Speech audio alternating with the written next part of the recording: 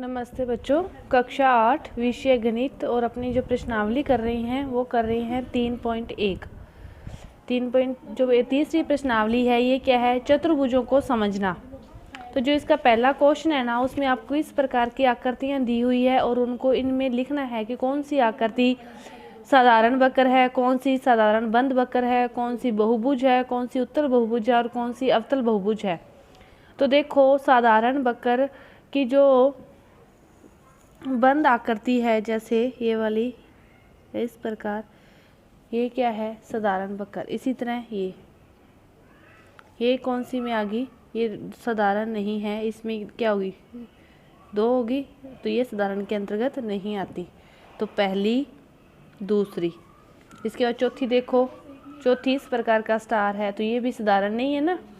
पांचवी देखो, यहाँ से ऐसे एक ही प्रकार की आकृति है, तो पांचवी भी साधारण, छठी भी ऐसे एक ही है, सातवीं भी एक ही है, तो ये क्या है? 1 2 5 6 7।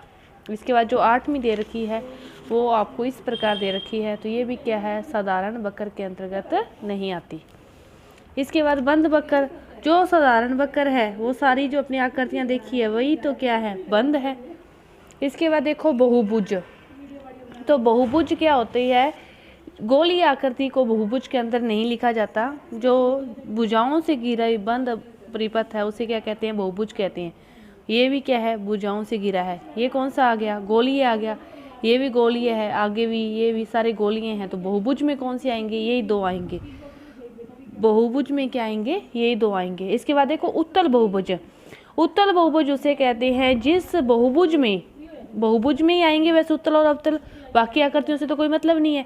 तो पहली और दूसरी को ही देखना है। जिस बहुभुज में विकीर्ण मिलाएं, अपने किन्हीं भी मतलब 2 शीर्षों को मिलाने वाला जो रेखाखंड है वो उसके अंदर ही बने। इन दोनों को मिलाते हैं तो अंदर ही आता है, इन दोनों को मिलाते हैं तो अंदर ही आता है। तो ये तो क्या है? उत्तल बहुभुज है। लेकिन इसमें देखो, ये भी शीर्ष है, ये भी शीर्ष है, और इनको मिलाएंगे तो ये वाला रेखाखंड है वो इसके बाहर आ गया ना। तो फिर ये किस में आ गया? अवतल में आ गया। अवतल में पूछा है तो पहली आकृति, और उत्तल में पूछा है तो दूसरी आकृति। उत्तल कौन सा होता है? जिसके किन्हीं भी 2 शीर्षों को मिलाने वाला रेखाखंड उसके अंदर ही रहता है, तो वो कौन सा है? उत्तल। और अवतल जिसमें बाहर रहे वो कौन सा है? अवतल। अब देखो, इसमें पूछा है कि इसके विकिरण कितने हैं, प्रत्येक के विकिरण कितने हैं। तो चतुर्भुज, कोई भी चतुर्भुज है उत्तल है, उत्तल का अर्थ है कि उसके जो विकिरण है वो उसके अंदर ही होंगे। तो फिर चतुर्भुज के विकिरण कितने होते हैं? 4 शीर्ष हैं, और 4 शीर्षों को मिलाने से कितने रेखाखंड बनते हैं? 2 रेखाखंड बनते हैं। तो कितने विकिरण हो गए इसके? 2। इसी प्रकार समछठभुज, आप समछठभुज की आकृति बनाओगे। समछठभुज, उसकी 6 भुजा क्या है? समान है। देखो 1 2 3 4 5 6, इस प्रकार इसको 7, इसको इससे 8, आमने सामने को इससे मिलाओगे तो 9। आप इसको बना के देखोगे तो 9 बनेंगे। बना के सारे अंदर के सारे मिलाने हैं। दोबारा देख लो चाहिए इसको बड़ा करके, ठीक है। अब देखो 1 2, इसको मिला दो 3, इसको इससे मिला दो 4, इसको इससे मिला दो 5, इसको इससे मिलाओगे 6, इसको इससे मिलाओगे 7, इसको इससे मिलाओगे 8, और इसको इससे मिलाओगे तो 9 बनेंगे। इसके विकिरण कितने हैं? 9। और त्रिभुज के अंदर कोई भी विकिरण नहीं होता, तो त्रिभुज के अंदर कितने विकिरण हैं? 0। तो इस प्रकार विकिरण है। विकिरण क्या होते हैं? आमने सामने के, किसी भी आमने सामने के 2 शीर्षों को मिलाने पर जो रेखाखंड उस त्रिभुज के अंदर बनता है उसे क्या कहते हैं? विकिरण कहते हैं। तो इस प्रकार ये आपका पहला और दूसरा क्वेश्चन। तीसरा क्वेश्चन क्या पूछ रहा है कि चतुर्भुज के कोणों के मापों का योगफल कितना होता है। तो चतुर्भुज के चारों कोणों का योग, त्रिभुज के तीनों कोणों का योग होता है 180 डिग्री, और चतुर्भुज के चारों कोणों का योग होता है 360 डिग्री। चतुर्भुज के चारों कोणों का योग कितना होता है? 360 डिग्री। ये चौथा क्वेश्चन है। इसके बाद देखो, आपका जो आगे का क्वेश्चन दे रखा है 5वां, उसमें पूछ रहा है कि समबहुभुज क्या है, उनके नाम बताने हैं। 5वां क्वेश्चन क्या है कि आपसे पूछ रहा है समबहुभुजों के नाम बताने हैं जिस त्रिभुज की 3 भुजाएं हो। जिस त्रिभुज की तीन भुजाएं बराबर हो, तीन भुजाएं बराबर हो तो तीनों जिस त्रिभुज तीन भुजाओं से घिरी बंद आकृति क्या कहलाती है? त्रिभुज कहलाती है। और त्रिभुज जिसकी तीनों भुजाएं समान होती है तो उसे क्या कहते हैं? समबाहु त्रिभुज कहते हैं। उसे क्या कहते हैं? समबाहु त्रिभुज कहते हैं। और इसी प्रकार चार भुजाएं जिसकी चारों भुजाओं से घिरी बंद आकृति को क्या कहते हैं? चतुर्भुज कहते हैं। और जिस चतुर्भुज की चारों भुजाएं समान हो उसे क्या कहते हैं? फिर वर्ग कहते हैं। इसी प्रकार छह भुजाएं तो समषटभुज, छह भुजाएं हैं तो उसे क्या कहेंगे? समषटभुज कहेंगे। कि तीन भुजाओं से घिरी बंद आकृति त्रिभुज कहलाती है और जिसकी तीनों भुजाएं समान हो वो क्या कहलाएगा? समबाहु त्रिभुज।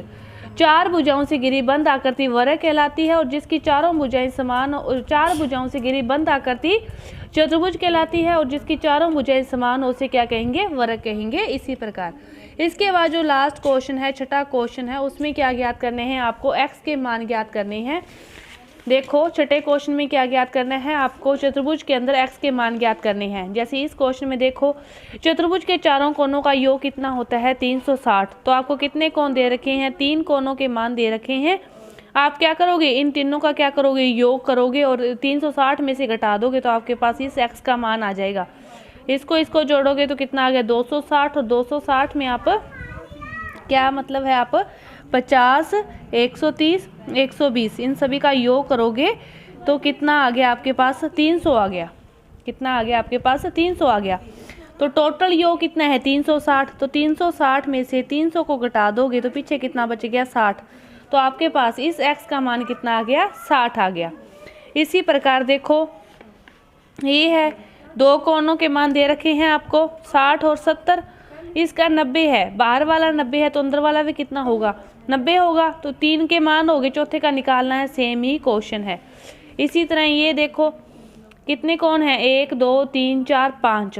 तो 5 जैसे तीन त्रिभुज के तीन कोण होते हैं तो तीन इनके तीनों कोणों का योग ज्ञात करने का सूत्र होता है ना, वो होता है n-1 गुणा 180।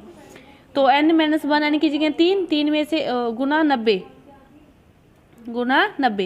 n-1 गुना 90 तो कितना आ गया? 2 गुना 90। त्रिभुज के तीनों कोणों का योग कितना हो गया? 180। इसी तरह चतुर्भुज का ज्ञात